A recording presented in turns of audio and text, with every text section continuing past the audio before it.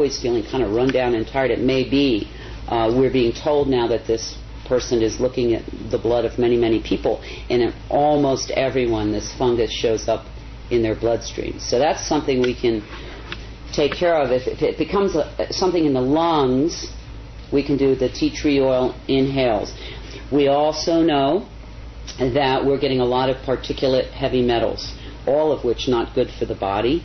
And I'd like to just quick run through them. There are potential damage to the body, but then also some mitigating medicines we can do. We know that there's some aluminum in this, and we also know that aluminum, unfortunately, can cross the blood-brain barrier. And we know through research it's been correlated to diseases like Alzheimer's. If not so extreme, certainly short-term memory loss. So sad to say, the blood-brain barrier does not recognize aluminum as a toxin and lets it go through into the brain. The good news is if you have enough what are called essential fatty acids in your system, your brain has the ability to take that metal, aluminum, and push it out of the brain into your hair.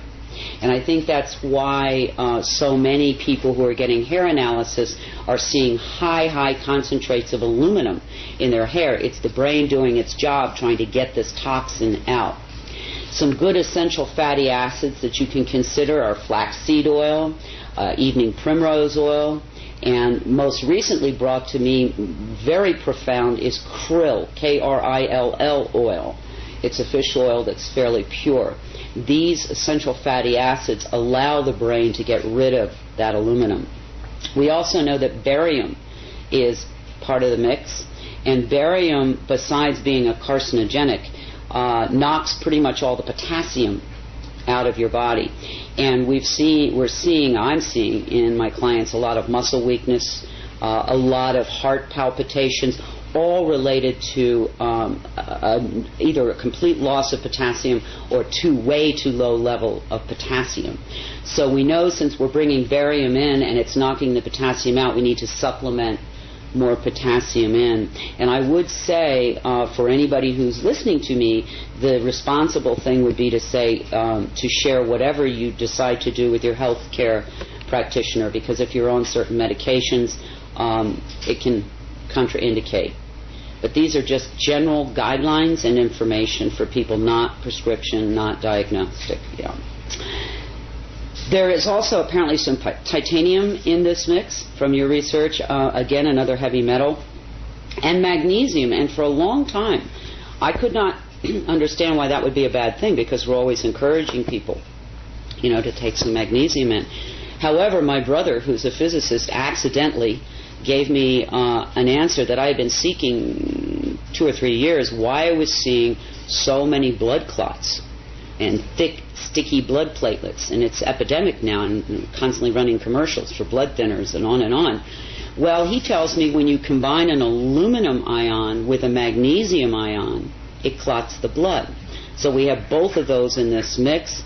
My personal choice is ginger root for blood thinning. I take ginger root capsules every day.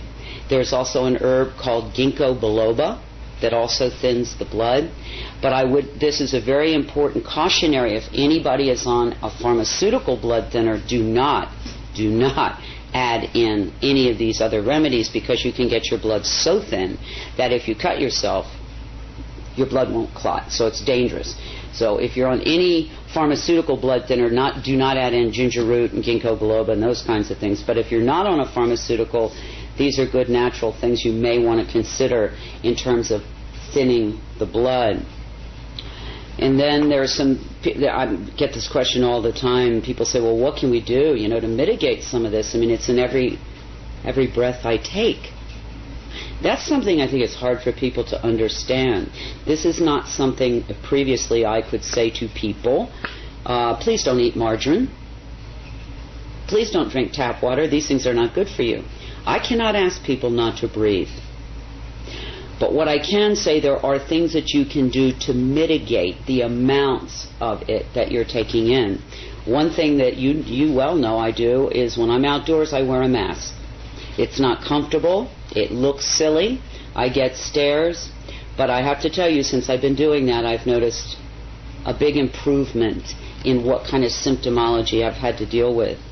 Also, there is something, a very good all-natural substance called diatomaceous clay that has the unique property of attracting heavy metals to it, then binding with them and allowing your body to then send it out through your bowel.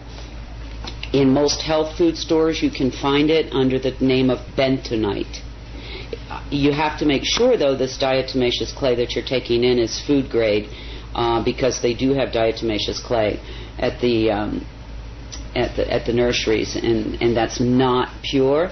But if you go to your health store, or if you know somebody who has food grade diatomaceous clay, that is something I do daily to try to begin to remove these metals, because all heavy metals are detrimental to the system. Again, flaxseed oil, krill oil, the omega-369 oils, very important, particularly for brain function during these times.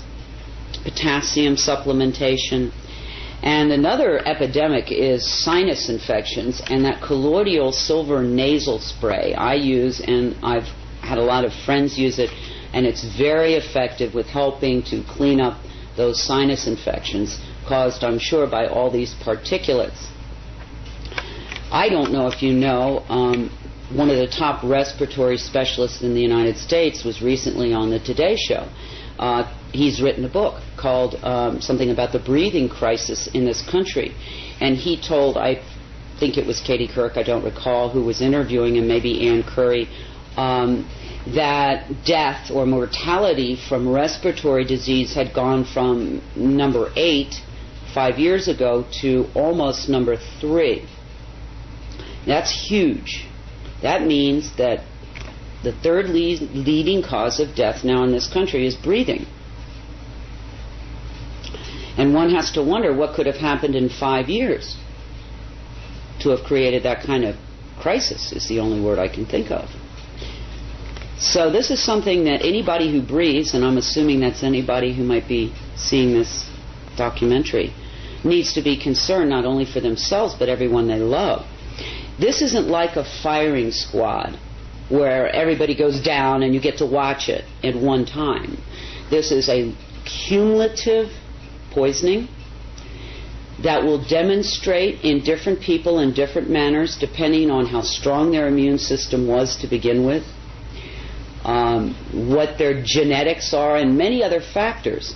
So this is something that will demonstrate in a lot of different ways. You're not going to have, as I said, the firing squad effect. But what you will have is, over time, more and more debilitated people, more and more people who don't feel well, more and more younger people, which I'm seeing quite a bit of now, in their 20s, 30s, and 40s, with problems that we never saw in that age range, or rarely, I should say, saw. When this began 5.5, almost 6 years ago, 24/7, we know that maybe it's been going on however long, but the 24/7 heavy spraying, during that time, at the beginning I saw mostly older, frail people and infants suffering and leaving the planet.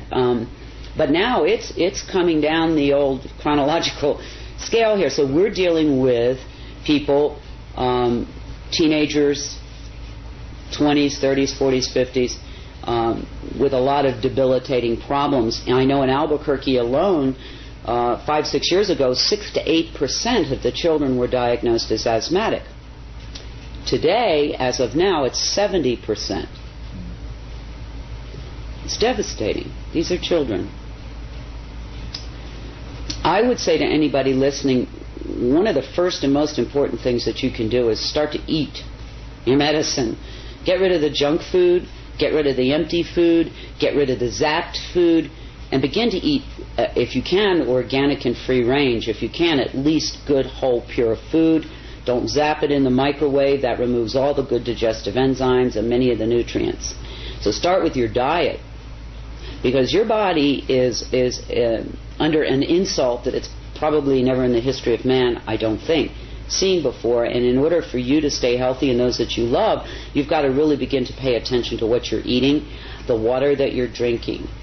That's the first line of defense. I'd also encourage people to consider a good all-natural vitamin and mineral supplementation program because, again, our bodies need every bit of help we can give them in these times.